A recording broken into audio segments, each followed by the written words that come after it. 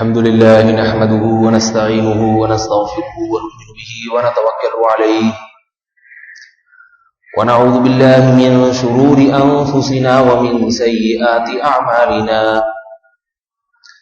من يهده الله فلا مضل له ومن يضلله فلا هادي له ونشهد أن لا إله إلا الله وحده لا شريك له ونشهد أن سيدنا وحبيبنا وشفيعنا وسندنا محمدا عبده ورسوله صلى الله تعالى عليه وعلى آله وأصحابه وبارك وسلم تسليما كثيرا كثيرا أما بعد فأعوذ بالله من الشيطان الرجيم بسم الله الرحمن الرحيم ومن يتق الله يجعل له مخرجا ويرزقه من حيث لا يحتسب ومن يتوكل على الله فهو حسبه إن الله بالغ أمره قد جعل الله لكل شيء قدرا وقال الله تبارك وتعالى في مقام آخر وعلى الله فليتوكل المتوكلون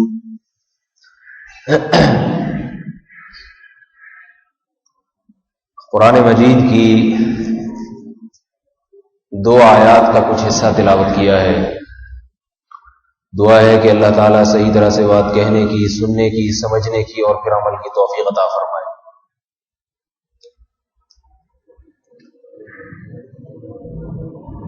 اللہ رب العزت نے ہمیں جس شریعت پر چلنے کا حکم دیا، جس کی اتباع کا حکم دیا، اس شریعت میں دو قسم کے احکامات ہیں.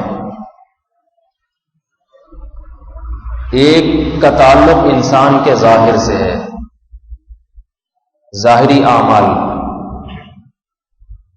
اور ایک کا تعلق انسان کے دل سے ہے، جنہیں دل کے اعمال کہا جا سکتا ہے. اگر کوئی شخص ظاہری اعمال کی پابندی کرے اور دل کے اعمال کی پابندی نہ کرے تو وہ آدھے اسلام پر عمل کر رہا ہے اور آدھے کو اس نے چھوڑ دیا.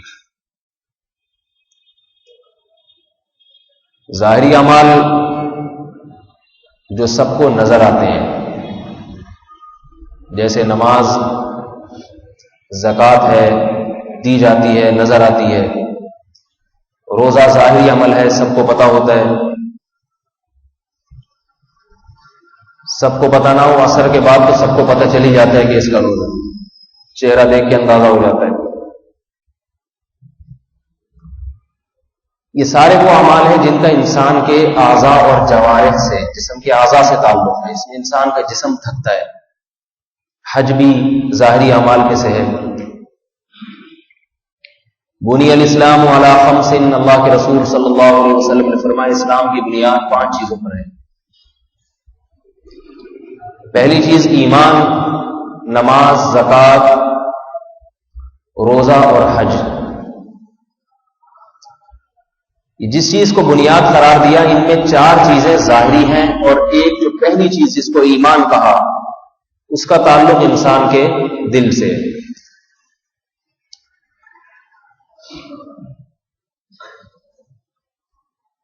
مگر جس عمل کا تعلق انسان کے دل سے ہے، جس کو ایمان کہا ہے اس حدیث میں، وہ تمام اعمال کی بنیاد اور جڑ ہے.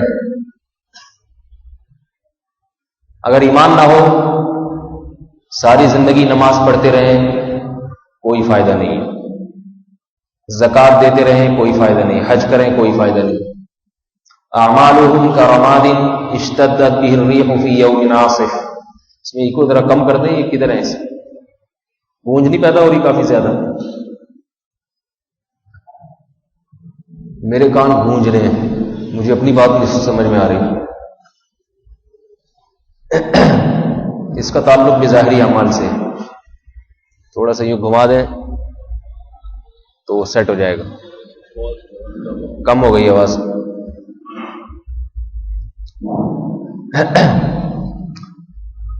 تو رسول اللہ صلی اللہ علیہ وسلم نے اسلام کی بنیاد 5 چیزوں کو بتایا. ان 5 چیزوں میں 4 چیزیں جسم کے ظاہر سے تعلق رکھتی ہیں اور ایک چیز کا تعلق دل سے. اگر کوئی شخص دل میں ایمان نہیں رکھتا زبان سے وہ 1,00,000 مرتبہ کہہ دے کہ میں مسلمان ہوں، اللہ کی نظر میں وہ مومن نہیں ہے۔ دل کا قبلہ درست کرنا پڑے گا، اسے دل میں یہ عقیدہ رکھنا پڑے گا، اور ایمان کی وہ تمام لوازمات کو پورا کرنا پڑے گا جو ایک مومن کے لیے ضروری ہے۔ منافق کافروں کی بدترین قسم ہے، حالانکہ وہ زبان سے کلمہ بھی پڑھتے تھے، اشہد ان لا الہ الا اللہ کا اقرار بھی کیا کرتے تھے، اور حتیٰ کہ نمازوں میں شرکت بھی کیا کرتے تھے، بعض مرتبہ جہاد میں بھی شرکت کرتے تھے، لیکن قرآن مجید نے کیا کہا؟ ان المنافقین فی الدرک الاسفل من النار، سب سے جہنم میں جو سب سے نچلا اور گھٹیا مقام عطا کیا جائے گا وہ منافقین کو عطا کیا جائے گا۔ وجہ اس کی یہ کہ وہ زبان سے تو اقرار کر رہے ہیں مگر ایمان کا تعلق انسان کے دل سے ہے، دل میں ایمان نہیں ہے، جھوٹ بولتے تھے اپنے آپ کو مومن کہہ کے۔ یاد رکھیے، جیسے ایمان تمام اعمال کی بنیاد اور جڑ ہے، اس کے بغیر اعمال قبول نہیں ہوتے، اسی طرح ایمان سے متعلق جتنی چیزیں ہیں ان کے بغیر بھی اعمال میں جان نہیں پڑتی، اگرچہ وہ دل سے ان کا تعلق ہے۔ ایک آدمی اگر مومن نہیں ہے دل میں، اللہ اس کے رسول کا دل میں انکار کرتا ہے، ساری زندگی ٹکرے مارتا رہے، اس کو سجدے کا ثواب نہیں ملے گا۔ قرآن کہہ رہے ہیں ان کے اعمال کی مثال راکھ کے ڈھیر کی طرح ہے، دیکھنے میں بہت مگر اس کا اللہ کے میزان میں کوئی وزن نہیں ہے۔ ایک طرف ریت کا ڈھیر ہو اور ایک طرف راکھ کا ڈھیر ہو، ریت کا ڈھیر اٹھانے میں گھنٹوں لگ جائیں گے، اس کا وزن بہت مشکل سے، اور راکھ کے ڈھیر کو پھونک ماریں گے، وہ ایک ہوا کا جھونکا آئے گا، وہ پہاڑ وہاں سے غائب ہو جائے گا۔ کافر کے اعمال دیکھنے میں تو نظر آتے ہیں، بہت کچھ کر رہے ہیں، مگر اللہ کی نظر میں کچھ بھی نہیں۔ یاد رکھیے، جیسے نماز کا ایک فرض درجہ ہے اور کچھ اس کی سنتیں اور مستحبات ہیں، ان سنتوں کی رعایت کے بغیر نماز کامل نہیں بنتی۔ اگر کوئی شخص نماز میں صرف فرض ادا کرے تو اس کی صورت یہ ہوگی کہ سب سے پہلے وضو میں صرف جسم کے 4 اعضاء دھو لے، چہرہ دھوئے، بازو دھوئے، 1/4 سر کا مسح کرے، دونوں پاؤں دھوئے، وضو کا فرض ادا ہو جائے گا، لیکن یہ کامل وضو نہیں کہلائے گی۔ اور نماز میں آ کے کھڑا ہو جائے، سورہ فاتحہ پڑھے، 1-2 آیتیں پڑھے، اس کے بعد رکوع کرے، رکوع میں نہ تسبیحات پڑھتا ہے نہ سجدے میں تسبیحات پڑھتا ہے، جلدی جلدی ایسے رکوع سجود کر کے آخر میں تحیات پڑھ کے سلام پھیر لیتا ہے، فرض ادا ہو گیا، نماز کا فرض اس کے ذمے سے ساقط ہو گیا۔ مگر ایسے آدمی کو کوئی بھی نمازی نہیں کہے گا۔ صلی فإنک لم تصلی، ایک صحابی نے ایسے نماز پڑھی، اللہ کے نبی نے فرمایا تم پڑھو اس لیے کہ تم نے نماز نہیں پڑھی، گویا کہ یہ پڑھنا نہ پڑھنا برابر ہو گیا، حالانکہ اس نے پڑھی ہے۔ صحابی کہہ رہے میں نے پڑھی، آپ علیہ السلام نے فرمایا لم تصلی، تم نے نہیں پڑھی۔ یاد رکھیے، اسی طرح ایمان کا ایک درجہ ایسا ہوتا ہے جو فرض ہے، اور کچھ چیزیں ایمان کے لوازمات میں سے ہوتی ہیں۔ دل میں اگر اس بات کا اقرار ہے کہ اللہ ایک ہے، اس کے ساتھ کوئی شریک نہیں، محمد صلی اللہ علیہ وسلم اور تمام پیغمبر اللہ کے سچے پیغمبر ہیں، محمد صلی اللہ علیہ وسلم اللہ کے آخری نبی ہیں، تو اس سے صرف فرض ادا ہوتا ہے، ایمان کے لوازمات اس سے پورے نہیں ہوتے۔ میرا خیال نہیں آ رہی بات سمجھ، صرف ایمان کا فرض ادا ہوگا اس سے، اور یہ فرض ہر مسلمان ادا کر رہا ہے۔ جس سے پوچھو اللہ ایک ہے، وہ کہے گا ہاں۔ بچوں کو، دوسری کلاس کے بچوں کو بھی یہ چیز یاد ہوتی ہے۔ اگر آپ پوچھیں ہمارے پیارے نبی کا نام کیا ہے، حضرت محمد صلی اللہ علیہ وسلم، سب بچے جانتے ہیں۔ ویسے بعض تو بچوں کو یہ بھی نہیں پتا، بچے کیا بہت سے بڑوں کو نہیں پتا، وہ پھر واقعات لمبے ہو جائیں گے۔ ایک کالج کے لڑکے سے اس وقت اتنی تعلیم نہیں تھی، دینی تعلیم، کسی نے پوچھا تو اس نے کہا قائد اعظم محمد علی جناح۔ ہمارے پیارے نبی کا نام کیا؟ اس نے کہا قائد اعظم محمد علی جناح۔ غسل کے کتنے فرض ہیں پوچھا تو بتایا کہ 3 فرض ہیں. پوچھنے والا بڑا خوش ہوا کہ ماشاءاللہ بڑی معلومات ہیں. کون کون سے؟ اس نے کہا صابن، تولیہ اور شیمپو. یہ 3 چیزیں غسل میں ہیں فرض ہیں. لیکن بہرحال یہ موٹی موٹی معلومات ہر مسلمان کو ہوتی ہے عام طور پہ. اس سے ایمان کا صرف فرض ادا ہوتا ہے. انسان مومن نہیں بن جاتا جیسا مومن اللہ انسان کو دیکھنا چاہتے ہیں. ایمان کے لوازمات میں سے سب سے لازمی اور بنیادی چیز یہ ہے کہ مصیبت کے وقت، حادثات کے وقت جس ذات کو آپ ایک مانتے ہیں، علی کل شیء قدیر مانتے ہیں، مختار کل حاجت روا مشکل کشا مانتے ہیں، تو جب آپ مصیبت میں مبتلا ہوں تو آپ اس کو مشکل کشا سمجھیں. اپنے عمل سے ثابت کریں کہ میں اللہ کو مشکل کشا سمجھتا ہوں. اگر اس وقت اپنے عمل سے یہ ثابت نہیں کیا تو یہ اس کی علامت ہے کہ آپ کا زبان سے اقرار ہے اللہ کی وحدانیت پر، مگر ایمان کے لوازمات اور ایمان کے تقاضے آپ پورے نہیں کر رہے. رسول اللہ صلی اللہ علیہ وسلم نے فرمایا من ترک الصلاۃ متعمدا فقد کفر. جس نے نماز کو جان بوجھ کر چھوڑ دیا اس نے کفر کیا.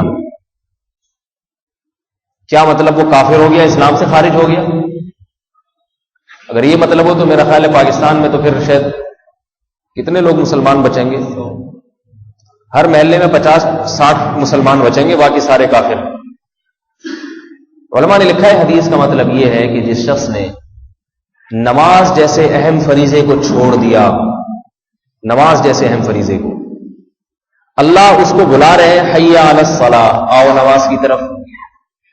اسے یہ پتا ہے کہ یہ دعوت حکومت کی دعوت نہیں ہے، یہ مولوی صاحب کے اپنے الفاظ نہیں ہیں، بلکہ یہ اللہ کی طرف سے مؤذن کی ذمہ داری لگائی گئی ہے کہ وہ حی علی الصلاۃ کے ذریعے لوگوں کو اللہ کی طرف دعوت دے. یہ مؤذن کی دعوت نہیں ہے بلکہ یہ دعوت اللہ کی دعوت ہے. جس کو اس بات کا یقین ہو کہ یہ اللہ بلا رہا ہے، اور آگے اللہ تعالیٰ یہ بھی فرما رہے حی علی الفلاح، آؤ کامیابی کی طرف. تو میرے بھائی جس کو یہ معلوم ہو کہ اللہ مجھے کامیابی کی طرف بلا رہا ہے تو وہ دکان بند کرنے کو کامیابی کیوں نہیں سمجھتا؟ پھر اس وقت وہ نماز کے وقت دکان کھولنے کو کامیابی کیوں سمجھ رہا ہے؟ یہ کفر نہیں تو اور کیا ہے؟ ظاہر کچھ ہے باطن کچھ ہے. یہ اس کی علامت ہے کہ یہ ایمان کے لوازمات اور تقاضوں پہ پورا نہیں اترتا. آپ بس میں بیٹھے ہوئے جا رہے ہو، کوئی بوڑھے بس میں چڑھا، بوڑھے لوگوں کا لوگ احترام کرتے ہیں، سیٹ دے دیتے، بعض نہیں بھی دیتے، جن میں صلاحیت ہے وہ دے دیتے ہیں. لیکن آپ بیٹھے ہوئے تھے، کوئی بوڑھا آدمی چڑھا، آپ اس کے لیے سیٹ خالی نہیں کر رہے اور اپنے پاس بیٹھے ہوئے آدمی کو تعارف کروانے کہ یہ میرے والد محترم ہیں.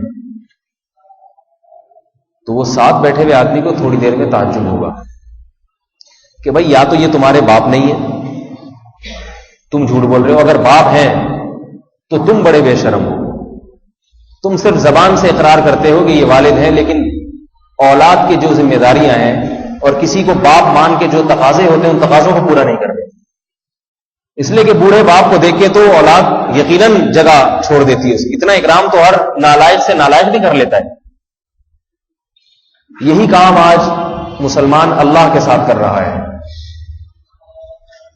مانتے ہیں نماز فرض ہے، بتاؤ اس میں کسی مسلک کا اختلاف ہے نماز کے بارے میں؟ کوئی ایسا مسلک، اتنے فرقے بن گئے 73 سے ایسا لگ رہا ہے کہ زیادہ ہی نکل گئے. حدیث میں تو 73 کے ہے نا کہ 73 فرقے ہوں گے. تو میرا خیال ہے 73 کے 73 فرقے سب نماز کو مانتے ہیں سوائے ذکری فرقے. ذکری ایک ایسا فرقہ نکلا ہوا ہے جو نماز کو نہیں مانتا. تو نماز میں تو میرے بھائی کسی کا اختلاف نہیں. پڑھنے کے طریقوں میں اختلاف ہو سکتا ہے، بذات خود نماز کی فرضیت میں تو کسی کا بھی اختلاف نہیں ہے. یہ بھی معلوم ہے کہ اللہ کا حکم ہے، یہ بھی معلوم ہے کہ اللہ اس کو کامیابی کہہ رہے ہیں. کامیابی کا مطلب دنیا اور جہاں کی آخرت کی کامیابی. پھر بھی نہیں پڑھ رہا. یہی کہا جائے گا کہ بھائی یا تو اللہ کو مانتا نہیں ہے، یا مانتا ہے مگر جس طرح ماننا چاہیے اس طرح نہیں مان رہا. میں جو جس موضوع پر آج بیان کرنے والا ہوں وہ موضوع ذرا منفرد ہے. پہلے میں بیانات کر چکا اس موضوع پر، مگر منگل کی مجلسوں میں جمعے کے دن میں نے بیان نہیں کیا. وہ موضوع تو میں ابھی چھیڑتا ہوں تھوڑی دیر میں، لیکن تھوڑی سی تمہید 2-4 منٹ کی اور سن لیں آپ،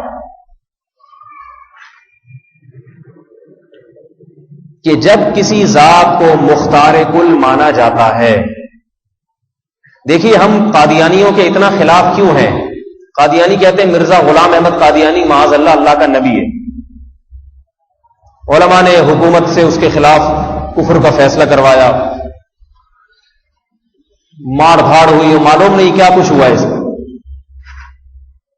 کتنے علماء نے اپنی زندگیاں قادیانیوں کے خلاف وقف کر دی.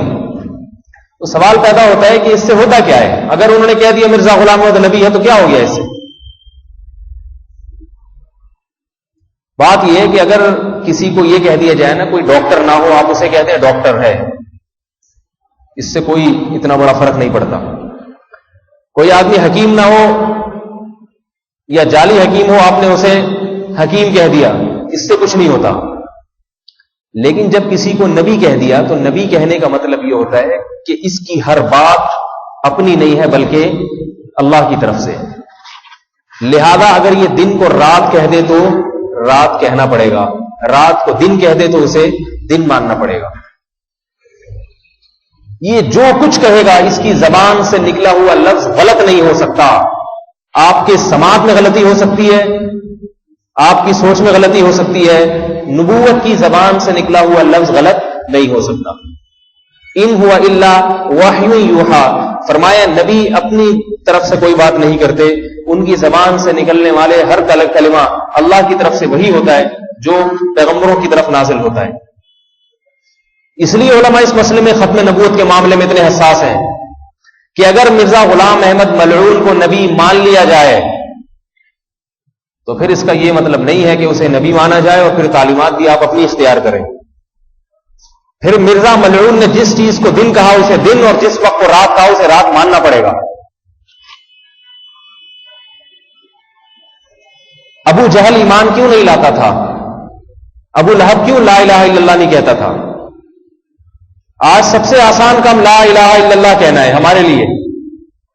ابو لہب لا الہ الا اللہ نہیں کہتا تھا، اس نے گردن کٹوا دی، میدان جنگ میں قتل ہو گیا، مارا گیا، لا الہ الا اللہ نہیں کہا اس نے، محمد رسول اللہ کا اعتراف نہیں کیا اس نے. اسے معلوم تھا کہ لا الہ الا اللہ کہنے کے بعد میرے جسم پہ مجھے اپنا کنٹرول نہیں رہے گا. سمجھ میں نہیں آ رہی میرا خیال ہے بھائی. اسے معلوم تھا کہ محمد رسول اللہ کہنے کے بعد مجھے صبح سے لے کے رات تک جو زندگی گزارنی ہے اس میں میری اپنی رائے کی دخل اندازی ختم ہو جائے گی. اس لیے نہیں کہا اس نے. ہم صبح سے شام 100 دفعہ لا الہ الا اللہ کی تسبیحات پڑھتے ہیں، اس کے بعد جا کے فلم دیکھ رہے ہوں گے، کوئی ڈرامہ دیکھ رہے ہیں.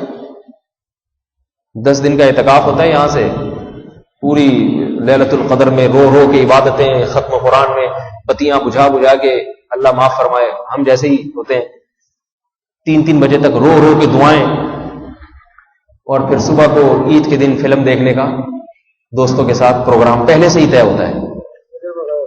فجر میں بھی غائب، رات 3 بجے تک روئے، فجر میں حضرت کی آنکھ نہ کھل سکی، اتنا روئے.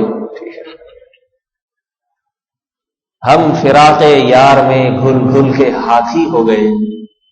حیرت کی بات ہے رونے سے آج کا مسلمان کمزور نہیں ہو رہا، موٹا ہوتا جا رہا ہے. جتنے بدعتی لوگ آپ دیکھیں گے نا جو عشق رسول کے دعوے دار ہیں، ان میں سے اکثر آپ کو موٹے نظر آئیں گے.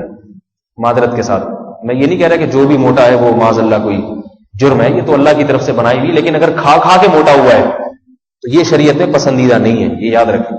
ایک موٹاپا کسی بیماری سے ہوتا ہے، قبض سے ہوتا ہے، جیسے کہ بہت سے لوگوں کو موٹاپا ہوتا ہے، پیٹ صحیح نہیں ہے، وزن بڑھ جاتا ہے. ایک عمر کے ساتھ وزن بڑھتا ہے، ایک وزن بڑھتا ہے انسان کا زیادہ کھانے سے. یہ شریعت کی نظر میں پسندیدہ نہیں ہے، اور ایسا شخص بھی اللہ کی نظر میں پسندیدہ نہیں ہے جو کھا کھا کے موٹا ہوا. اللہ کے رسول صلی اللہ علیہ وسلم نے ایک یہودی عالم کو دیکھا جس کی توڑ نکلی ہوئی تھی، اور اللہ کے نبی کو پتا تھا یہ حرام کھا کھا کے توڑ نکلی ہے. تو اللہ کے نبی نے اس سے فرمایا کہ کیا تورات میں یہ نہیں لکھا، تورات کیونکہ یہودیوں کی کتاب تھی، مانتے تھے اس کو، فرمایا کہ تورات میں یہ نہیں لکھا کہ اللہ تعالیٰ کو، حدیث کا مفہوم ہے کہ ایسے عالم جو موٹا ہو اللہ کو اس سے نفرت ہے، یعنی کھانے کی وجہ سے موٹا ہوا ہو. رسول اللہ صلی اللہ علیہ وسلم نے فرمایا بدترین برتن جو بھرنے والا ہے، بھرنے کے اعتبار سے بدترین برتن انسان کا پیٹ ہے. اور فرمایا رسول اللہ صلی اللہ علیہ وسلم نے اپنے پیٹ کے 3 حصے کرو، ایک حصہ کھانے کے لیے، 1/3 پینے کے لیے، اور 1/3 سانس لینے کے لیے، ہوا کے لیے چھوڑو. جب بہت زیادہ کھا لیتا ہے انسان تو سانس بھی نہیں لیا جاتا. ایک مولوی صاحب بہت کھاتے تھے، وہ ان کا انتقال ہو گیا تو ان کی بیوی نے سوچا کہ یہ ہمارے میاں جو جتنا کھایا کرتے تھے یہ رسم ہمارے خاندان میں جاری رہنی چاہیے، ایسا نہ ابا کے مرتے ہی ختم ہو جائے شوہر. تو ایک دعوت پہ اس نے اپنے بیٹوں کو بھیجا اور بولا کہ دیکھو تسلی سے کھا کے آنا جیسے تمہارا باپ کھایا کرتا تھا، کمی نہیں چھوڑنا. بچے نے اتنا کھایا کہ اب اس سے چلا نہیں جا رہا. تو 2 آدمیوں کے سہارے جو ہے نا پاؤں گھسٹتے ہوئے اس کو گھر لے کر آئے. تو ماں نے ایک کھینچ کے تھپڑ مارا، بولا شرم نہیں آتی، اپنے باپ کو بدنام کر رہا ہے. اس نے کہا ماں آپ نے ہی تو کہا تھا زیادہ کھانا. کہا تیرا باپ جب کھاتا تھا اسٹیشن پہ اٹھا کے لاتے تھے اس کو، وہ بھی پاؤں پہ چل کے آ رہا ہے.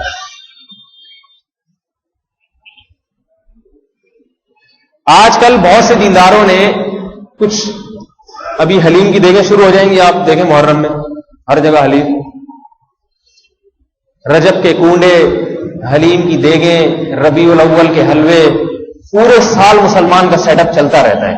ختنے کی دعوتیں بھی ہو رہی ہیں. ختنے کا دعوت سے کوئی کیا کٹا ہے جو آپ لوگوں کو کھانے کے لیے بلا رہے ہیں بھائی؟ تو شرم آنی چاہیے انسان. کون سی ایسی چیز کٹ گئی ہے جس پہ آپ لوگوں کو کھلا رہے ہیں؟ اس کا سنت سے کوئی، اس کو پھر سنت سمجھتے ہیں لوگ، ختنے کی دعوت. ایک شخص نے ہمارے حضرت سے شکایت کی کہ حضرت فلاں نے ختنے کی دعوت کی، مجھے نہیں بلایا. ہمارے اتنی سی کھال تھی، کس کس کو دیتا.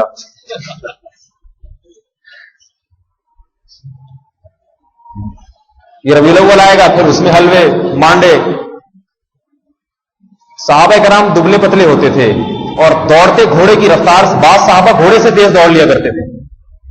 تو جو آدمی محرم کے حلیم بھی کھا رہا ہو، پھر ربیع الاول کے حلوے بھی کھا رہا ہو، پھر ہر تیجے اور 40 کی بوٹیاں بھی کھا رہا ہو، وہ دوڑ کیسے سکتا ہے میرے بھائی؟ اس کو تو اسٹیشن پہ اٹھا کے لایا جائے گا. تو شاعر نے کہا ہے ہم فراق یار میں گھل گھل کے ہاتھی ہو گئے، اتنے گھلے رستم کے ساتھی ہو گئے. یعنی یار کی جدائی میں، فراق یار کا مطلب یار کی جدائی میں، یار کے غم میں گھل گھل کے آدمی دبلا ہوتا ہے یا ہاتھی کی طرح پھول جاتا ہے. تو کہہ رہے ہمارا عشق عجیب ہے، ہم معشوق کی یاد میں گھل گھل کے، بجائے اس کے کہ لومڑی بن جائیں یا چوہا بن جائیں، گھل گھل کے ہم ہاتھی بن گئے. ٹھیک ہے نا؟ اور اتنے گھلے گھل گھل کے رستم کے ساتھی بن گئے. رستم پہلوان گزرا، اس کے لوگ دیکھ کے ہماری توند پہ رش کر رہے ہیں. یہ عجیب و غریب عشق ہے میرے بھائی، جس عشق میں انسان دبلا ہونے کے بجائے روز بروز 80 کلومیٹر فی گھنٹہ کی رفتار سے موٹا ہوتا چلا جا رہا ہے.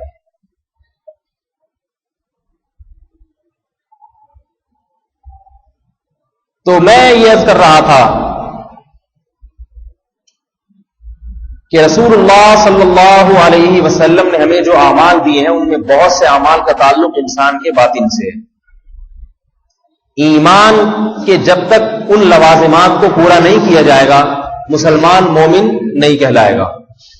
ان لوازمات میں سے ایک بہت بڑا حکم شریعت کا وہ ہے اللہ پہ اعتماد اور توکل، جو آج مسلمانوں میں ختم ہوتا چلا جا رہا ہے. میں بتاؤں گا کیسے ختم ہو رہا ہے، کہاں کہاں. یہ مضمون تو بہت طویل ہے، لیکن میں چند ان چیزوں پہ روشنی ڈالوں گا جو آج ہمارے دیندار لوگوں میں بھی بہت زیادہ آ گئی. اللہ پہ اعتماد اور توکل کا مطلب کیا ہے؟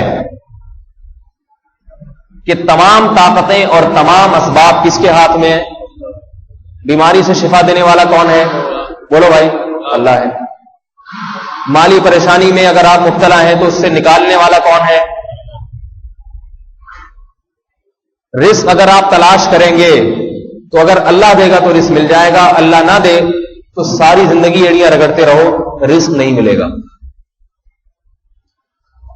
اوپر اوپر سے اس کا اعتراف ہر آدمی کرتا ہے، وہ اللہ بہت بڑا ہے، اللہ ہے جی دینے والا۔ علماء نے لکھا ہے کہ جو شخص کسی چیز کے اسباب اختیار کرنے میں اعتدال سے کام نہیں لیتا وہ توکل کے دعوے میں جھوٹا ہے، کذاب ہے۔ اعتدال کا مطلب کیا ہے؟ شریعت نے حکم دیا اللہ رزق اسی کو دے گا جو محنت کرے گا،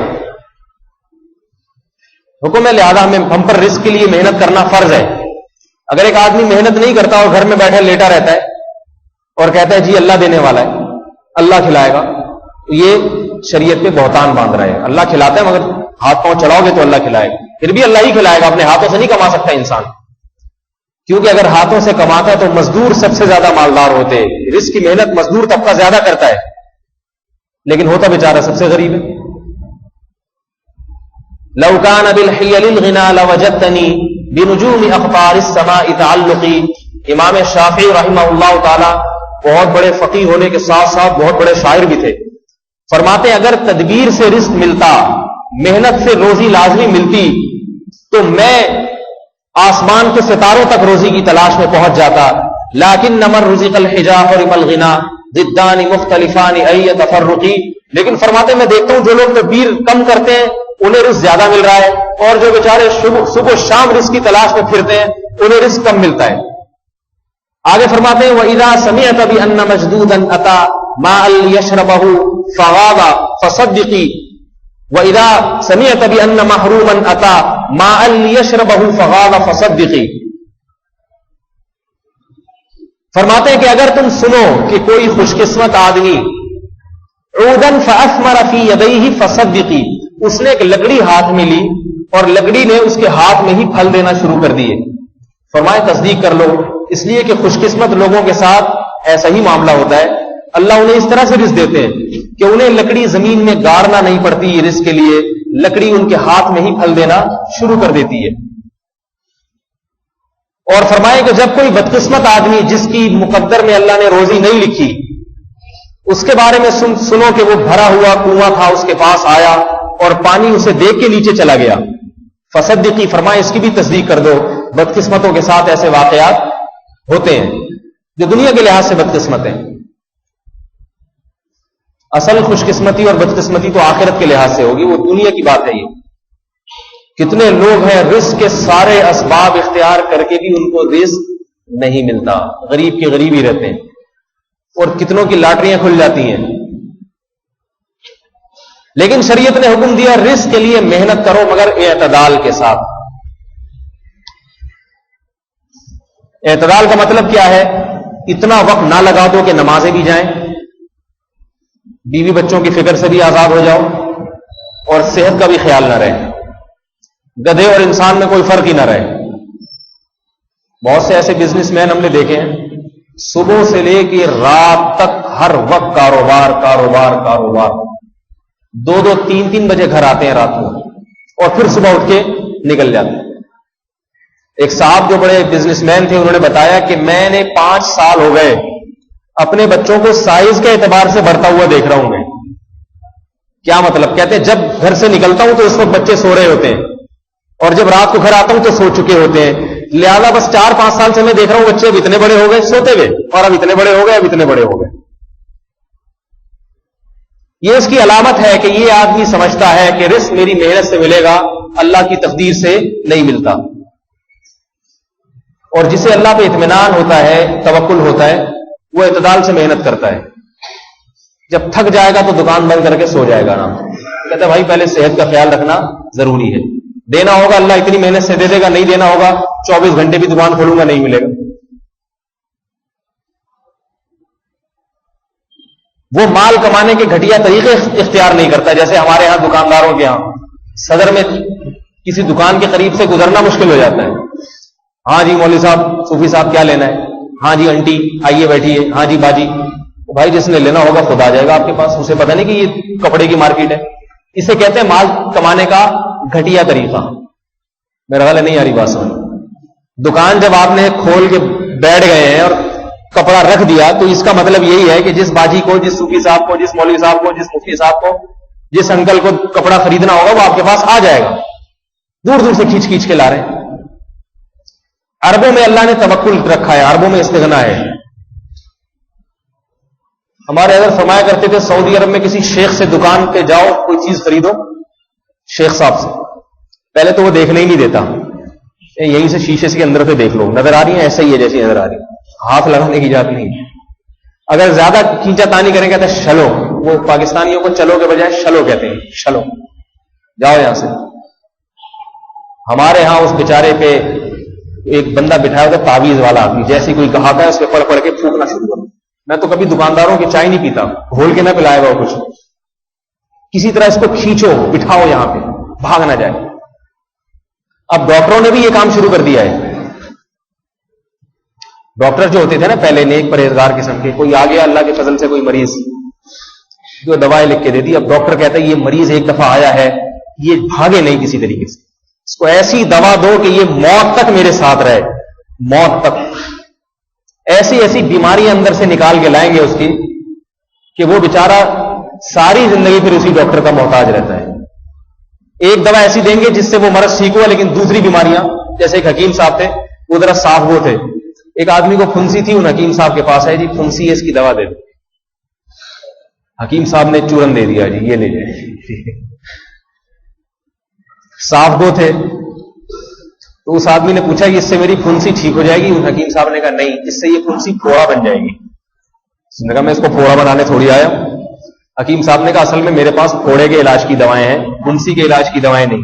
میں نے کہا اس کو پہلے پھوڑا بنا دو, پھر میں پھنسی پھر اس کا علاج کر دوں گا. یہ سیٹ اپ چل رہا ہے آج کل.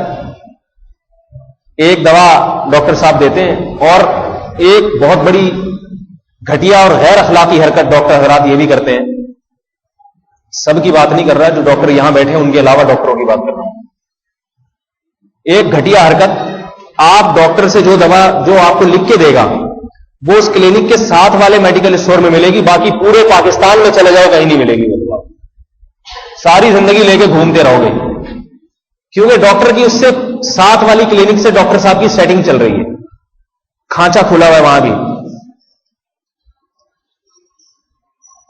وہی دوا ایک کمپنی بنا رہی ہے جو سستی ہے, مگر وہی دوا دوسری کمپنی بنا رہی ہے جو دگنی قیمت پہ ہے. ڈاکٹر اپنے کھانچے کھولنے کے لیے وہ ڈبل قیمت والی دوا لکھ دے گا. یہ بات یاد رکھیں, ایسے ڈاکٹر کے لیے مریض سے اجرت لینا بالکل حرام ہے, ناجائز ہے. کیونکہ مریض آپ کے پاس جب آیا ہے اعتماد کر کے, اور وہ اعتماد کے پیسے آپ کو دے رہا ہے, اس اعتماد کا مطلب یہ ہے کہ جو دوا میرے لیے معاشی اعتبار سے اور جسمانی اعتبار سے میرے لیے زیادہ سوٹیبل ہو وہ آپ مجھے لکھ کے دیں, اور آپ اپنے کھانچے کھولے ہیں. آپ یہ کام ہو رہا ہے کہ نہیں ہو رہا؟ ہم خود بھگتے ہوئے اس کے. غریب غربا کو سیمپل پکڑاتے رہتے ہیں, وہ جو کمپنی والے آتے ہیں نا سیمپل لے کے کہ یہ تجربہ کریں, تو تجربے کے لیے انہوں نے غریب غربا رکھے ہوئے. کوئی غریب آ جائے اس کو مفت میں دوا یہ لیجیے, مفت. غریب خوش, اتنے اچھے ڈاکٹر صاحب پیسے نہیں لیتے, حالانکہ ڈاکٹر اس کو اس دوا کا تجربہ کر رہا ہے. صحیح ہے, یہ جو سیمپل میرے پاس آیا ہے دیکھوں یہ بچتا ہے یا مر جاتا ہے. بچ گیا ٹھیک ہو گیا تو اس کا مطلب ہے اب امیروں کو بھی لکھ کے دی جا سکتی ہے. یہ سیٹ اپ چل رہا ہے بھائی. یہ اس بات کی علامت ہے کہ ایسے ڈاکٹر کو اللہ پہ اعتماد اور توکل بولو بھائی نہیں. اگر اس کو اللہ پہ اعتماد ہوتا, کلینک کھول کے بیٹھ جاتا, باہر لکھ دیتا کہ اوقات صبح 7 سے 12 اور شام کو 6 سے 9, اور دوائیں لگ دیتا, ایک کمپاؤنڈر کو بٹھا دیتا اور آرام سے بیٹھ جاتا کہ اب میرے مقدر میں جتنی روزی ہوگی اللہ میری جیب میں ضرور پہنچائیں گے, کیونکہ رزق دینے والا کون ہے؟ اللہ. ڈاکٹر سمجھتا ہے کہ رزق اللہ نہیں دیتا, رزق ان مکاریوں سے اور تدبیروں سے حاصل ہوتا ہے, لہذا وہ یہ گھٹیا حرکتیں اختیار کرتے ہیں. امام شافعی رحمہ اللہ تعالی نے فرمایا کہ علم صرف 2 شعبے ہیں, ایک علم دین اور ایک علم طب, جو آج کل ڈاکٹروں کے پاس ہے. وہ فرماتے ہیں تیسرے علم کو میں ہی نہیں مانتا, اتنا مقدس علم ہے یہ طب کا فن اور ڈاکٹری کا علم, مگر اتنا مقدس فن اور اس سے وابستہ اتنے مقدس لوگ ایسی گھٹیا حرکتوں پہ جب اتر آئے تو میرے بھائی اس قوم اور معاشرے کا پھر کیا حال ہوگا یہ آپ خود اندازہ لگا سکتے ہیں. جو شعبہ علم دین کے بعد سب سے زیادہ مقدس تھا اس کا یہ حال ہو. ایک پرائیویٹ ہاسپٹل میں ہمارے ایک رشتے دار ایڈمٹ ہوئے. انہوں نے بتایا کہ ان کے ساتھ جو کچھ ہو رہا ہے وہ تو ان کو نہیں پتا چلتا نا, وہ تو پڑوسی مریض کے ساتھ جو کچھ ہو رہا تھا. کہتے ہیں اس مریض کا کوئی رشتے دار دبئی سے آ رہا تھا ملنے کے لیے, تو ڈاکٹر نے جب وہ رشتے دار پہنچا اس مریض کو ایسا انجیکشن لگایا جس سے وہ مریض 1 فٹ اپنے بیڈ سے اچھل کے نیچے آیا. وہ بیچارہ جو لواحقین آ رہے تھے نا وہ کہ واقعی یہ تو بڑا خطرناک یعنی کیس ہے. جو کچھ ڈاکٹروں نے دوائیں لکھ کے دی اور سارے اچھا خاصا ڈاکٹروں نے پیسے کھینچ لیے. بعد میں ڈاکٹر نے بتایا کہ یہ ٹیکہ ہم نے صرف اس کے جو لواحقین ہیں نا ان پہ دہشت بٹھانے کے لیے اور ان کو بتانے کے لیے کہ کتنا بیمار ہے, صرف اس لیے لگایا. یہ ڈاکٹر نے خود اعتراف کیا. یہ ایسے کام بھی ڈاکٹر حضرات کر لیتے ہیں. ٹیکہ لگایا, 1 آدھ فٹ اچھل گیا, وہ جو بیچارے وہ اس کے اعزاء وقارب میں وہ سمجھ رہے پتہ نہیں کیا ہو. ہمارے مفتی رشید احمد صاحب رحمہ اللہ تعالیٰ کی وصیت تھی کہ میں گھر میں مر جاؤں میری روح نکل جائے مجھے ہاسپٹل لے کے جانا. ان کی وصیت تھی یہ. اور ان کی ایک کیسٹ ہے جس کا نام ہے ہسپتالوں کا عذاب. اس بیان کا نام کیا ہے بولے بھائی؟ ہسپتالوں کا عذاب, اس کا نام ہی یہی ہے. میں یہ نہیں کہہ رہا کہ ہاسپٹل میں جانا ناجائز ہے, ظاہر ہے بیمار ہوتا ہے تو ہسپتال بھی جاتا ہے, لیکن ذرا ہوشیاری کے ساتھ کہ قصائی اور ڈاکٹر میں تھوڑا سا فرق ہونا چاہیے. یہ اس کی علامت ہے کہ اللہ پہ اعتماد اور توکل نہیں ہے. 2 مثالیں ہو گئیں. تیسری مثال, ایک بات خوب یاد رکھیے, بعض اسباب ایسے اللہ تعالی نے بنائے ہیں جن پر یقینی طور پہ نتیجہ مرتب ہوتا ہے. بھوک کے وقت آپ اگر روٹی کھائیں گے تو یقیناً پیٹ بھرے گا.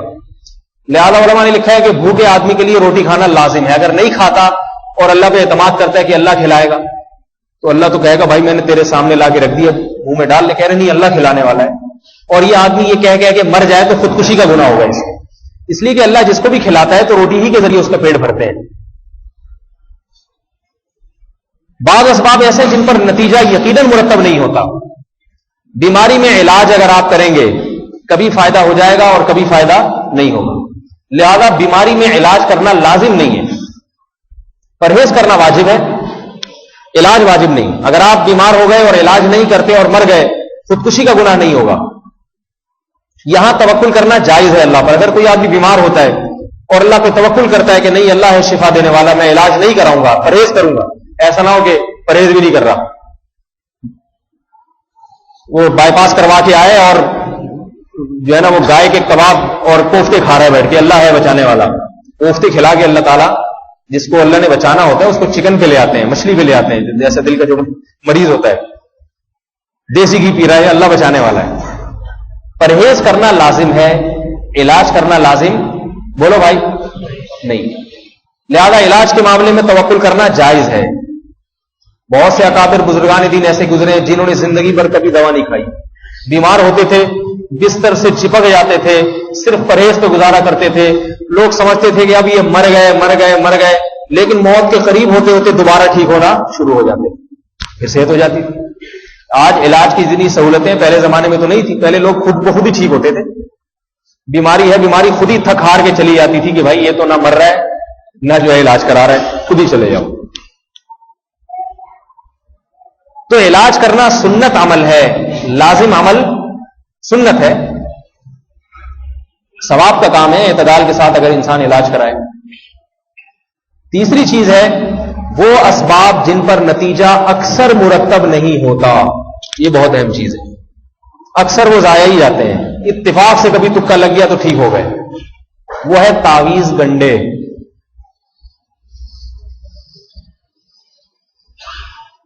کوئی پریشانی آئی آپ کے پاس, کوئی کاروبار میں رکاوٹ ہو رہی ہے, آپ نے سارے اسباب اختیار کر لیے پھر بھی ترقی نہیں ہو رہی. اب آپ جاتے ہیں کسی جھاڑ پھونک والے کے پاس. ایسا ہوتا ہی نہیں ہوتا. امام صاحب کچھ ایسی دعا لکھ کے دے دیں, ایسا تعویذ دکان میں لٹکاتے ہی گاہک میرے پاس آنا شروع ہو جائے. یہ کام توکل کے خلاف ہے, خوب یاد رکھیں. جائز ہے بشرطے کہ تعویذ شرکیہ نہ ہو, دعاؤں پر مشتمل تعویذ ہو. جائز ہے، مگر رسول اللہ صلی اللہ علیہ وسلم نے اسے پسند نہیں کیا. رسول اللہ صلی اللہ علیہ وسلم نے فرمایا میری امت کے 70,000 لوگ جنت میں بغیر حساب کتاب کے داخل ہوں گے. ان میں یہ وہ لوگ ہوں گے جو تعویذ گنڈوں سے بچا کرتے تھے. یہ جائز تعویذ مراد ہیں، شرکیہ تعویذ تو ویسے ہی حرام ہے. جادو ٹونے کے اثرات، اس سے فکر مند رہنا، یہ بھی توکل کے خلاف ہے. اس لیے کہ جادو ان اسباب میں سے ہے جس کا اثر یقینی نہیں ہے. بہت کم جادو ہوتا ہے لوگوں پر. پہلی بات تو یہ کہ ہر ایک کے جادو کا اثر نہیں ہوتا. نمبر 2، ہر ایک پر اثر نہیں ہوتا. 1,00,000 افراد پر اگر جادو کیا جائے شاید ایک آدھ پہ ہو جائے. ان میں نہیں آئی سمجھ بات. اس سے زیادہ امکان تو ملیریا اور دوسری بیماریوں کا ہے. اس سے لوگ نہیں ڈرتے، جادو ٹونے سے ہر آدمی ڈرتا ہے. لہذا یہاں اللہ پہ اگر توکل کرو گے، اعتماد کرو گے تو ثواب ملے گا. اور تعویذوں سے اور جھاڑ پھونک سے بچاؤ اپنے آپ کو. لوگ کہتے ہیں جی جادو کا اثر تو نبی پر بھی ہوا تھا، جب نبی پر ہو گیا تو ہم کس کھیت کی مولی ہیں. لوگ یہ بھی کہتے ہیں. یہ بہت اہم مسئلہ ہے، اسے اچھی طرح سے سمجھیے. محمد صلی اللہ علیہ وسلم پہ جادو کا اثر اس لیے ہوا تھا تاکہ لوگوں کو یقین آ جائے کہ آپ جادوگر نہیں ہیں. یہودی آپ کو جادوگر کہا کرتے تھے. اگر آپ پہ جادو کا اثر نہ ہوتا، یہودی کہتے دیکھو ہم کہتے تھے جادوگر ہے، اسے جادو کے طور سے اپنا علاج کر لیا ہے. اللہ تعالیٰ نے تھوڑا سا اثر ہونے دیا تاکہ لوگوں کو یقین آ جائے کہ یہ جادوگر، اگر جادوگر ہوتے تو ان پہ اثر نہ ہوتا. ایک مرتبہ پوری زندگی میں صرف ایک مرتبہ نبی پہ اثر ہوا، اور وہ بھی تھوڑا سا اثر ہوا ہے، زیادہ نہیں. یہودیوں نے جادو ایسا کیا تھا آپ علیہ الصلوۃ والسلام کو قتل کرنے کے لیے، لیکن اثر کتنا سا ہوا کہ صرف تھوڑی سی یاداشت میں وقتی طور پہ کمی آئی. ایک کام آپ نے کیا ہوتا اور آپ اسے کرنے کے بعد بھول جایا کرتے تھے. تھوڑے دن تک یہ رہا ہے. یہ اتنا تھوڑا سا بھی کیوں ہوا؟ تاکہ یہودیوں کو یقین آ جائے کہ یہ جادوگر نہیں ہے. ورنہ جادو کرنا یا جادو کے ذریعے کسی کو نقصان پہنچانا آسان کام بولو بھائی نہیں ہے. ورنہ یہودیوں نے کتنی مرتبہ کوشش کی ہوگی نبی پہ جادو کرنے کی، اثر صرف ایک مرتبہ ہوا. اور نبی کے علاوہ صحابہ پر کتنی کوشش کی ہوگی پوری زندگی میں، کسی پر اثر ہوا؟ ایک آدھ صحابی کا وہ مشکل نام آتا ہے تاریخ میں، باقی کسی پہ بھی نہیں ہوا. اور ان صحابہ نے علاج کے لیے کوئی توڑ بھی نہیں کیا، کوئی حصار وسار کھینچے ہوں یا کسی عامل کے پاس پہنچے ہوں. یہ بات یاد رکھیں، صحابہ کے دور میں ہر طبقہ ملے گا، عامل نام کا کوئی طبقہ صحابہ کے دور میں نہیں تھا جو تعویذ گنڈے اور جھاڑ پھونک کا جس کا باقاعدہ یہ پیشہ ہو. حالانکہ جنات اس وقت بھی تھے اور چڑھا بھی کرتے تھے، صحابہ پر بھی جنات چڑھے. بعض جنات نے صحابہ پہ قتل تک کیا ہے.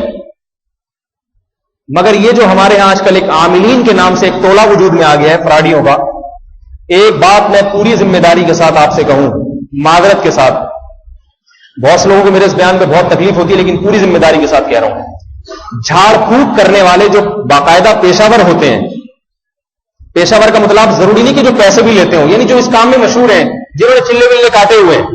ویسے تو میں بھی جھاڑ پھونک کر دیتا ہوں، کوئی آئے تو پھونک مار دیتا ہوں آیت الکرسی پڑھ کے، تو آپ بھی کر سکتے ہیں. کوئی یہ پیشہ ور نہیں ہوں میں، جسے کہتے ہیں پروفیشنل آدمی. تو چاہے وہ پیسے لیتا ہو چاہے پیسے نہ لیتا ہو، جھاڑ پھونک جو باقاعدہ جن کا کام ہے، یہ ٹھیا ٹھکانا ہوتا ہے اور لوگ ان کو دعوت دیتے ہیں کہ وہ فلاں محلے میں فلاں مولوی صاحب وہ جھاڑ پھونک کرتے ہیں، ان کو لے کر آؤ. اس قسم کے جتنے لوگ ہیں، خواہ وہ دیوبندی ہو، خواہ وہ بریلوی ہو، خواہ وہ تبلیغ سے تعلق ہو، خواہ وہ جہاد سے تعلق ہو، خواہ کوئی بزرگ ہو یا بزرگ کے خلیفہ ہو، ان کی دو قسمیں ہوتی ہیں. ایک فراڈی، ایک تو 2 نمبر ہوتے ہیں، وہ تو ان کو پتا ہے کہ ویسے ہی دونوں، اور ایک 2 نمبر تو نہیں ہوتے لیکن ان بیچاروں کا عملیات کر کر کے دماغ خراب ہو چکا ہوتا ہے، جس سے انہیں ہر ایک کے اوپر شیطانی چیزیں اور جنات نظر آتے ہیں، حالانکہ ہوتا کچھ بھی نہیں ہے. 2 باتوں میں سے ایک بات ہوتی ہے، جو یہ عملیات کرتے ہیں نا جھاڑ پھونک سیکھنے کے لیے، یا تو وہ پاگل یا تو وہ فراڈی ہوتے ہیں، یا فراڈی نہیں ہوتے تو دماغی توازن ان کا جزوی طور پر، کلی خراب نہ ہو تو جزوی طور پر دماغی توازن ان کا خراب ہو چکا ہوتا ہے. تو جو آدمی خود بیچارہ پاگل ہو، آپ اس کے پاس علاج کرنے کے لیے جا رہے ہیں، میرے والے نہیں آ رہی بات سمجھ میں. کوئی ایک عامل ایسا نہیں ہے جو پاگل نہ ہو. چاہے کتنا ہی بڑا بزرگ کیوں نہ ہو. بزرگ کو تو بیچارے کو نہیں پتا ہوتا نا اس سے میں پاگل ہو جاؤں گا. انہوں نے بھی سنتے سنتے وہی عملیات شروع کر دیے, پاگل ہو گئے. اب ایک ٹھیا ٹھکانا رکھا ہوا ہے, لوگ آ رہے ہیں آپ پہ اتنے چڑھے ہوئے جنات. ایک اچھے خاصے سمجھدار آدمی کو میں نے دیکھا, کیا بتاؤں, قاری صاحب, 17 قاری, 7 قراتوں کے قاری. انہوں نے کچھ عملیات سیکھ لیے, میرے سامنے کہہ رہے ہیں کہ میں 10 لاکھ جنات کو جلا کے بھسم کر چکا ہوں. میں نے اپنے ساتھیوں سے کہا کہ جزوی طور پر نہیں, دماغ لگتا ہے کہ کامل طور پہ بیچاروں کا فارغ ہو چکا. یہ اچھے پڑھے لکھے لوگوں کی بات کر رہا ہوں. مجھے بتاؤ قرآن تاریخ میں کوئی ایک صحابی ایسا ملتا ہے جنہوں نے باقاعدہ اس کو اپنا مشن بنایا اجھاڑ پھونک کو؟ بتاؤ میرے بھائی. حالانکہ جنات صحابہ نے بھی اتارے ہیں, چڑھے بھی صحابہ پر ہیں, اتارے بھی صحابہ نے. یہودیوں کی ایک جماعت تھی, ان میں ایک شخص پہ جن چڑھا ہوا تھا. صحابہ کی ایک جماعت وہاں سے گزری, یہودی آئے, کہا کہ بھائی ہمارے ساتھی پہ جن چڑھا ہوا, آپ اس پہ اتار دیں. تو یوں نہیں کہا صحابہ کرام نے, اچھا وہ میرا فلانا رشتہ دار ہے, وہ وہاں پہ مدینہ میں ہوتے ہیں, وہ یہ کام بڑا اچھا کرتے ہیں, ان کے پاس لے جاؤں گا, ایسا تعویذ بنا کے دیں گے سارے, وہ کیا کہتے ہیں, ہاتھی گھوڑے کھل جائیں گے سارے. ان صحابی کو یہ پتا بھی نہیں تھا کہ یہ عامل ہوتا کیا ہے, یہ جھاڑ پھونک کرتے کیا ہیں. ان صحابی نے آیت الکرسی پڑھ کے پھونک لگانا شروع, سورہ فاتحہ پڑھ کے پھونک مارنا شروع کی. اور ان کو یہ بھی نہیں پتا تھا صحابی کو کہ سورہ فاتحہ میں اللہ نے اس طرح سے شفا رکھی ہے, یہ بھی نہیں معلوم تھا. پتا یہ چلا کہ دم کا اثر ہونے کے لیے دم کرنے والے کو یہ معلوم ہونا بھی ضروری نہیں ہے کہ اس دم میں اثر ہوگا. ان صحابی نے سورہ فاتحہ پڑھ کے پھونک لگانا شروع کی, اور فرماتے ہیں اس کا جسم ایسے کھلنا شروع ہوتا چلا گیا جیسے جیسے پھونک مارتے تھے, جیسے کسی آدمی کو رسی سے باندھا ہوا ہو اور ایک گرا آپ کھولنا شروع کر دیں. تھوڑی دیر میں وہ بالکل ٹھیک ٹھاک فٹ فاٹ ہو گیا. اللہ کے نبی کو جب اس واقعے کی خبر دی, آپ صلی اللہ علیہ وسلم نے فرمایا کہ تمہیں کس نے بتایا تھا کہ یہ صورت رقیہ یعنی دم والی صورت ہے, یہ تو اس میں تو اللہ نے اثر رکھا ہے. تو میرے بھائی, آپ کے خاندان میں کسی پہ جن چڑیل بھوت خدا نہ خواستہ آ جائے, اللہ نہ کرے ایسی چیزیں آئیں, اول تو ہوتی نہیں ہے, بعض لوگوں کو ویسی کچھ عجیب عجیب چیزیں نظر آنا شروع ہو جاتی ہیں. بعض کو دیوار پہ بزرگ نظر آ رہے ہیں. ایک صاحب ہے کہہ رہے مجھے اپنی دیوار پہ روزانہ صبح ایک بزرگ نظر آتے ہیں. میں نے کہا آنے دو بھائی, بزرگوں کا آنا تو برکت کی علامت ہے, آنے دو. ایک بات یاد رکھیں, میرے پاس جب کسی خاتون کا فون آتا ہے نا, خاتون کا, اور وہ یہ فون کرے کہ مجھ پہ جنات ہیں اور مجھے یہ یعنی اس طرح کی چڑیلیں نظر آتی ہیں یا کچھ ہمارے گھر میں اثرات ہیں, میں اس خاتون سے پوچھتا ہوں سب سے پہلے ایک سوال, کہ آپ شادی شدہ ہیں یا غیر شادی شدہ؟ اگر شادی شدہ ہیں تو نندو جٹھانیوں وغیرہ سے حالات کیسے چل رہے ہیں؟ اکثر کے حالات صحیح نہیں چل رہے ہوتے. تو میں نے کہا یہ چڑیلیں نہیں ہیں, نندے جٹھانی آپ کو چڑیلوں کی شکل میں نظر آ رہی ہیں. ہوتا ہی, حقیقت بتا رہا ہوں, جھوٹ نہیں بول رہا. جو آدمی نفسیاتی طور پہ پریشان ہوتا ہے نا, اس کی جو پریشانی ہے وہ صورت خیالیہ میں اس کے سامنے آتی ہے. آپ اگر معاشی لحاظ سے خوش ہیں, کوئی گھریلو پریشانی نہیں ہے, آپ کو فرشتے نظر آئیں گے, چڑیلیں کبھی نظر نہیں آئیں گے. اچھے اچھے لوگ سفید کپڑوں میں خوشبو والے نظر آئیں گے آپ. اور اگر آپ کے کاروبار میں نقصان ہو گیا, اور یقین نہ آئے تو کسی دن پیٹ بھر کے کھانا کھائیں, اتنا کہ قبض ہو جائے, پھر دیکھیں رات کو خواب میں فرشتے آتے ہیں, چڑیلیں آتی ہیں, چڑیلیں آئیں گی خواب میں. آپ پیٹ بھرا ہوا ہوگا, دل پہ گیس کا دباؤ ہوگا, اور پریشان ہوں گے آپ, رات کو نیند میں پتہ نہیں چل رہا ہوگا کہ میں پریشان ہوں, تو وہ پریشانی جنات اور چڑیلوں کی شکل میں سامنے آئے گی. ممکن ہے ایک دو چڑیلیں آپ کو دروازے پہ کھڑی ہوئی نظر بھی آ جائیں. تو اکثر و بیشتر تو جنات ہوتے ہی نہیں ہیں, اپنے دماغ کا تخیل ہوتا ہے, گھریلو پریشانیاں ہوتی ہیں جس کی وجہ سے یہ چڑیلیں اور جن بھوت نظر آ رہے ہوتے ہیں. سمجھ میں میرا خیال ہے نہیں آ رہی بات. اکثر نہیں ہوتا. کاروبار میں اگر نقصان ہو رہا ہے, لوگ آتے ہیں جی کاروبار میں نقصان ہو گیا, لگتا ہے کسی نے کچھ کیا ہوا ہے, کسی کے پاس چلے جاتے ہیں, وہ بتا بھی دیتے ہیں کہ کچھ کیا ہوا ہے آپ نے بنا. میں ان سے کہتا ہوں آج پاکستان میں کون ہے جس کا کاروبار ترقی کر رہا ہے؟ جب تک ہمارے صدر صاحب زندہ ہیں, اللہ ان کی زندگی میں برکت نہ دے, ٹھیک ہے, جب تک حضرت زندہ ہیں کاروبار میں برکت اور ترقی کے خیالات دماغ سے نکال دیں. عامل خود پریشان ہے, عاملوں کے پاس کاروبار نہیں ہے, وہ کہاں سے آپ کا تعویذ گنڈا نکالے گا؟ لوگ عامل کے پاس جاتے ہیں, میرا اپنا کاروبار نہیں چل رہا. عامر کہتا ہے بھائی میرا اپنا سیٹنگ نہیں چل رہی, آپ 6 مہینے کے بعد آپ ہو جو میرے پاس آئے, ٹھیک ہے, وہ آپ سے ہی سارا کاروبار چلانے کی کوشش کرے گا. تو خدا کے لیے میرے بھائی اپنی جان پہ رحم کرو، اللہ پہ اعتماد اور توکل کرنا سیکھو. اگر گھر میں کوئی اوٹ پٹانگ چیز نظر آ جاتی ہے آپ کو، جن بھوت، آنے دو، کچھ نہیں ہوتا. نہیں آئی سمجھ بات؟ کیا کرو؟ آنے دو. وہ ایک آدمی کی کنڈکٹر تھا نا، وہ کنڈکٹر نہیں، اس کو کیا کہتے ہیں، منشی ہوتے ہیں نا، وہ بسیں اڈے پہ لگی ہوتی ہیں، آنے دے آڑ دے آڑ دے، پنجابی زبان میں کہتے ہیں آڑ دے آڑ دے. پھر وہ ایک بس نکلی تو دوسری کو آڑ دے آنے دے آنے دے آنے دے. تو اس بیچارے کی وہ زبان پہ چڑھا ہوا تھا. جب اس کی شادی ہوئی، قاضی صاحب نے پوچھا ہاں بھائی یہ لڑکی تمہیں قبول ہے؟ اس نے کہا آنے دو آنے دو. تو کوئی جن چڑیل بھوت اگر نظر آ جائے بالکل کسی عامل کے پاس، چاہے وہ عامل بہت بڑے بزرگان دین میں سے کیوں نہ ہو، آئی بات سمجھ میں، جانے کی چندہ ضرورت نہیں. بولو ہونے تو کچھ نہیں کرے گا. زیادہ سے زیادہ ایک کام کرو جو حدیث میں جس کی ترغیب ہے، رات کو سوتے ہوئے چاروں قل یا ایھا الکافرون، قل واللہ، سورہ فلق، سورہ ناس، ہاتھ پہ پھونک پڑھ کے، پہلے ہاتھ پہ پھونک مارے، بسم اللہ پڑھے بغیر پڑھے، ہاتھ پہ پھونک مار کے پورے جسم پہ دم کر لیا. اس کے بعد دوبارہ پھونک مار کے پورے جسم پہ، تیسری دفعہ پڑھ کے پھونک مار کے پورے جسم پہ، اور رات کو آیت الکرسی پڑھ کے انسان سو جائے. نبی علیہ السلام نے فرمایا، صحیح بخاری کی حدیث ہے، جس نے رات کو آیت الکرسی پڑھی ساری رات کوئی شیطان جن اس کے قریب نہیں پھٹکے گا. محمد صلی اللہ علیہ وسلم پہ جادو کا اثر ہوا تو چاروں کل پڑھ کے دم کیا، وہ اثر ختم ہو گیا. حالانکہ وہ یہودیوں نے جادو کیا تھا، تو میرے اور آپ کے جادو کا اثر اس سے ختم کیوں نہیں ہو سکتا؟ اور اگر پھر بھی نہیں ہو رہا، آپ نے چاروں کل بھی پڑھ لی، آیت الکرسی بھی پڑھ لی، جو صورتیں یاد تھی پڑھ کے دم کر دیا، پھر بھی اثر نہیں ہو رہا، تو یاد رکھو ہر بیماری کی شفا یقینی طور پہ نہیں ہوتی. بعض بیماریوں کو برداشت کرنا پڑتا ہے. اگر پھر بھی اثرات ہیں تو برداشت کرو، ان کو کچھ نہیں کریں گے انشاءاللہ.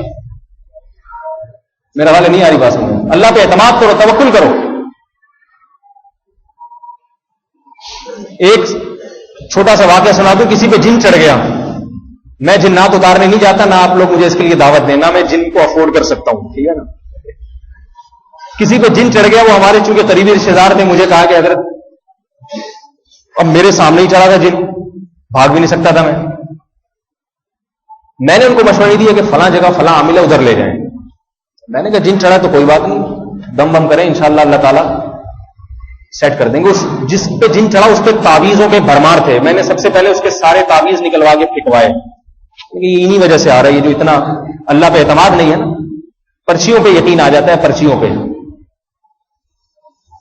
تو میں نے آیت الکرسی اور سورہ فلق، سورہ ناس پڑھ کے دم کرنا شروع کیا، تو وہ جو مریض تھا نا، اس کی شکل ایسی بن جاتی کہ مجھے لگ رہا تھا کہ یہ نشانے پہ جا کے لگ رہی ہے پھونک. تو جب پھونک مارے تو وہ عجیب شکل بناتا تھا، اور تھا بھی جن واقعی. بات ڈرامے ہوتے ہیں لیکن وہ واقعی جن تھا. تھوڑی دیر میں جب میں پھونکے مارتا تھا وہ ٹھیک ٹھاک ہو گیا. ٹھیک ٹھاک ہونے کے بعد میں گھر سے باہر نکلا تو انہوں نے گھر والوں نے بتایا پھر آ گیا ہے. میں دوبارہ آیا تو وہ جن مجھے دھمکی دے رہا ہے، کہہ رہے وہ مولوی میں تیرے کو چھوڑوں گا نہیں. وہ مولوی میں تجھے چھوڑوں گا نہیں، تو نے مجھ پہ دم کیا ہے. ہم نے سوچا کہ بھائی ہم تو گھوڑے سے زیادہ تیز بھاگ سکتے نہیں ہیں، نہ کتے سے زیادہ تیز بھاگ سکتے ہیں. بھاگنے کا تو کوئی آپشن، اور بھاگے تو جن سے زیادہ کوئی تیز بھاگ سکتا ہے. خیر یہ تو مزاح کی بات ہے. میں بیٹھ گیا. مجھے کوئی تعویذ گنڈے نہیں آتے. یہ میں اپنی تعریف نہیں کر رہا، میں آپ کو یہ بتانا چاہ رہا ہوں کہ آپ بھی یہی عمل کریں تو انشاءاللہ اس سے فائدہ ہو جائے گا. لیکن اس میں اللہ پہ اعتماد اور توکل ضروری ہے. یہ عزم کریں کہ اپنے مریض کو کسی عامل کے پاس نہیں لے کے جاؤں گا، خواہ کتنا بڑا وہ عامل بزرگ کیوں نہ ہو. سمجھ میں آ رہی ہے بات؟ کیونکہ عامل کے پاس لے کر جائیں گے نا، عامل کو صحیح آدمی پر 3 چڑیلیں آپ پہ نکال دے گا وہ. ایک عامل مجھے کہہ رہا تھا 4 شیطان مجھے آپ کی ٹانگ پہ نظر آ رہے ہیں. میں نے کہا 5 مجھے تمہاری کھوپڑی پہ نظر آ رہے ہیں. بلکہ میں نے کہا مجھے تم خود ہی وہی چیز ہو تو تمہارے اوپر کسی کی شیطان کے ہونے کی ضرورت کیا ہے. میں نے اسے چیلنج کیا. میں نے کہا میرے گھر میں کوئی اثر کر کے دکھاؤ تمہارے، دیکھتا ہوں تم میں کتنا دم ہے. حالانکہ میں نے کسی تعویذ کا اپنے گھر میں کوئی توڑ نہیں کیا ہے، کوئی توڑ نہیں. جس نے جو تعویذ منتر ٹونا جادو کرنا ہے، میں بھی حاضر ہوں، کر لے. میرا گھر بھی حاضر ہے، کر لے. مجھے اللہ کی ذات سے پورا یقین ہے، اطمینان ہے اللہ کی ذات سے. ساری دنیا مل کے تعویذ کر دے گی، انشاءاللہ میرا ذرہ برابر نہیں بگاڑ سکتی. کیونکہ اگر تعویذ گنڈوں والوں کے ہاتھ میں اس طرح کے اختیارات ہونا کہ جب چاہیں جس کو چاہیں کر لیں، تو یہ تو میرے بھائی حکومتوں کے تختے الٹ دیتے. بعض لوگ کہتے ہیں حکومت کا تختہ اس لیے اٹھتے ہیں، حکومتوں نے بھی اپنے پاس 25-30 عامل رکھے ہوتے ہیں. فضول قسم کی باتیں، ان کی کوئی حقیقت نہیں. دیکھو فرعون کے جادوگر جو تھے، کتنے ہزاروں جادوگر موسیٰ کے مقابلے میں آئے مگر وہ فرعون کا کچھ نہیں بگاڑ سکے.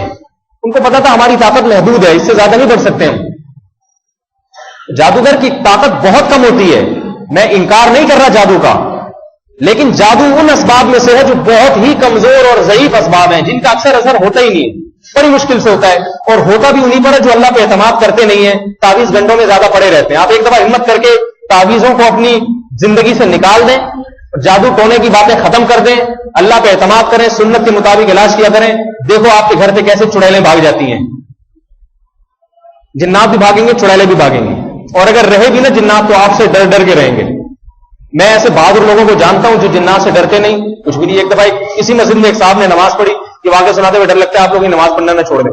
کہہ رہے میں رات کو تہجد کے لیے جب میں نے اکیلا صحن میں نماز پڑھ رہا تھا, جب میں نے دائیں طرف سلام پھیرا تو پوری مقتدیوں کی ایک فوج تا حد نگاہ, جب بائیں طرف سلام پھیرا تو ادھر بھی مقتدی. اب کوئی کمزور ایمان والا ہوتا تو فوراً اٹھ کے بھاگتا کسی عامل کے پاس, حضرت یہ کیا ہے؟ اس نے کہا بیٹھے رہنے تو میرا کیا بگاڑ رہے ہیں بھائی, بیٹھے رہنے تو کچھ بھی نہیں, وہ آج تک وہ صاحب زندہ ہے, فٹ فاٹ ٹھیک ٹھاک. تو اگر کوئی ایسی چیز نظر بھی آ جائے تو نظر آنے پر گورنمنٹ کی طرف سے کوئی پابندی نہیں ہے, اس لیے پریشان ہونے کی بات نہیں. تو میں بتا رہا تھا کہ وہ جن نے مجھے دھمکیاں دینا شروع کر دی کہ میں تجھے مار دوں گا, میں یہ کر دوں گا. آپ دیکھ رہے ہیں میں کتنا دبلا پتلا آدمی ہوں. میں نے اس مریض کا ہاتھ پکڑا, میں نے کہا تیری ایسی کی تیسی. حالانکہ مجھے خود بھی نہیں پتا تھا کہ اس موقع پر کون سی گالی زیادہ سوٹیبل رہے گی, جن کو کس قسم کی گالی دی جائے اور کیا منتر پڑھ کے دی جائے. تو جن مجھے نہیں پتا تھا, مجھے اتنا پتا تھا کہ جن انسان سے ڈرتا ہے, یہ مجھے معلوم تھا, کیونکہ اگر یہ نہ ڈرتے تو ہمارا تو بیڑا غرق کر دیتے. یہ جن کی طاقت تو انسان کی طاقت سے زیادہ ہوتی ہے, وہ یہ دیکھتے ہیں کہ یہ کوئی مجھ سے ڈر تو نہیں رہا, اگر آپ ڈر رہے ہیں تو اس کا مطلب ہے کہ وہ آپ کو پھر ہاتھ ہی آ جائے گا. آپ پاگل سے ڈرنے کے بجائے, پاگل میں اعصابی قوت نہیں ہوتی, پاگل لوگوں سے ڈرتا ہے, لیکن جب پاگل دیکھتا ہے نا کہ یہ مجھ سے ڈر رہے ہیں تو وہ پھر حاوی ہو جاتا ہے, کہتے ہیں یہ تو حالانکہ یہ پاگل نہیں ہے, پھر بھی مجھ سے ڈر رہے ہیں. ایک ڈاکٹر صاحب بریف کیس لے کے گھر سے باہر نکلے, دیکھا ایک دور سے پاگل کھڑا ہوا ہے. ڈاکٹر صاحب دیکھ کے ڈر گئے, تھوڑا سا اس طرف ہو گئے نا, ڈر رہے. پاگل ان سے ڈر رہا تھا, لیکن یہ ڈاکٹر صاحب تھوڑا سا اس طرف ہو گئے تو وہ پاگل نے دیکھا یہ ادھر کو جا رہے ہیں, پاگل بھی ادھر کو ہو گیا. یہ ڈاکٹر صاحب تھوڑا سا تیز سے چلنا شروع کر دیا دوسری طرف, ڈر کی وجہ سے اس نے بھی تیز سے چلنا شروع کر دیا. انہوں نے دیکھا وہ بھی تیز سے جا رہا ہے, ڈاکٹر صاحب نے بھاگنا شروع کر دیا, پاگل نے بھی. اب ڈاکٹر صاحب کو یہ نہیں پتا کہ وہ تو پاگل ہے بیچارہ, جو آپ کریں گے وہ بھی وہی کریں گے, اس کو اس سے کیا غرض میں کسی کو پتھر ماروں, وہ تو جو آپ کریں گے, آپ اگر اس کو پتھر ماریں گے وہ بھی پتھر مارے گا. جیسے جانور جو آپ جو حرکتیں کرتے ہیں وہی کرتے ہیں نا, بندر, تو پاگل بھی یہی کرتا ہے. اس سے ڈرنا نہیں چاہیے, لیکن بعض دفعہ انسان ڈرتا ہے تو پاگل پھر حاوی ہو جاتا ہے. تو ڈاکٹر صاحب نے تو تگڑ تگڑ بھاگنا شروع کیا, تو پاگل بھی تگڑ تگڑ ان کے پیچھے پیچھے. اب ڈاکٹر صاحب کی اسپیڈ اور تیز, پاگل کی اسپیڈ, وہ تو پاگل ہے, اس کی تو اسپیڈ پر کوئی پابندی نہیں ہے نا, اس کو تو سوچنا ہی نہیں ہے. اتنا تیز ڈاکٹر صاحب بھاگتے بھاگتے تھک ہار کے زمین پہ گر گئے کہ بھائی میں کیا کروں, تو مار دے. ڈاکٹر وہ پاگل بھی پیچھے پیچھے بھاگتا ہوا ہے اور ہاتھ لگا کے کہتے ہیں چھو لیا, پکڑے گئے. ڈاکٹر کہتے ہیں کم بہت اس کے لیے تو میرے بھائی انسان ذہین ہے, اشرف المخلوقات ہے. یہ جنات انسان کا مقابلہ بولو بھائی نہیں کر سکتے. جنات تو بیوقوف ہوتے ہیں, جنات میں کوئی نبی نہیں آیا. اللہ نے جنات کے لیے بھی نبی انسانوں کو بنایا ہے. جنات انسان کی اقتدا کرتے ہیں, وہ انسان سے کیوں ڈریں گے؟ اس لیے کہ ہاں میں بتا رہا تھا کہ میں نے جب دیکھا کہ یہ مجھے دھمکیاں دے رہا ہے, میں نے اس کا ہاتھ پکڑا, میں نے کہا تیری ایسی کی تیسی, اور میں نے پھر جو آیت الکرسی پڑھ کے دم مار کرنا شروع کیا, وہ بھاگ گیا. 2 سال ہو گئے, وہ کہہ رہے ہیں گھر والے کے ابھی تک آیا نہیں ہے, بھاگا بھائی. ایسا نہ ہو کہ آپ مجھے اب جنات کے لیے دعوتیں دینا شروع کر دیں, حضرت ہمارا والا بھی بتا دیں. میں یہ کام نہیں کروں گا. میں آپ کو اللہ پہ اعتماد اور توکل سکھا رہا ہوں کہ پھونکیں خود بخود جتنی پھونکیں آپ افورڈ کر سکتے ہیں اس وقت مار دیں پھونک, اور بھاگ جائے ٹھیک ہے, نہیں بھاگے تو صبر کریں, کیونکہ ہر بیماری کا علاج اللہ نے دنیا میں رکھا نہیں ہے. بعض بیماریوں پہ, بعض امراض پہ صبر کرنا پڑتا ہے. اللہ تعالیٰ ہمیں اپنی ذات پہ اعتماد اور توکل کرنے والا بنا دے. یہ اس کا تعلق ہے اعتماد سے, دل کے اعمال سے اس کا تعلق ہے. یہ توکل آج دینداروں میں ختم ہو گیا ہے. کوئی عالم بیمار ہو جائے تو فوراً لوگ کہتے ہیں قادیانیوں نے جادو, مولانا یوسف جان بھی بیمار ہوئے, فالج ہوا, لوگوں نے کہنا شروع کر دیا قادیانیوں نے جادو کیا ہے. ہمارے شیخ مفتی رشید احمد صاحب نے ان کو بلایا, فرمایا قادیانیوں کا باپ بھی آپ پہ جادو نہیں کر سکتا. سارے قادیانی مل کے ساری پھونکیں لگا دیں, آپ کا ایک بال نہیں سفید کر سکتے. آپ عالم ہیں, آپ کیسے؟ پھر ان کو تسلی ہوئی کہ واقعی فرمائیے آپ کو بیماری اس وجہ سے فالج ہوا ہے. اس کے بعد ان کو تسلی, ورنہ ان کے خلیفاؤں نے, مریدوں نے یہ بات اڑا دی تھی کہ قادیانیوں نے جادو کیا ہے. تو ایسے نہیں ہو جاتے میرے بھائی اتنے آرام سے جادو. کہ جس پہ چاہو جادو ہوتا چلا جائے. اللہ پہ اعتماد اور توکل کرنا سیکھیں. اللہ تعالی ہم سب کو اپنی ذات پہ کامل اعتماد اور توکل نصیب فرمائے. وما علینا الا البلاغ.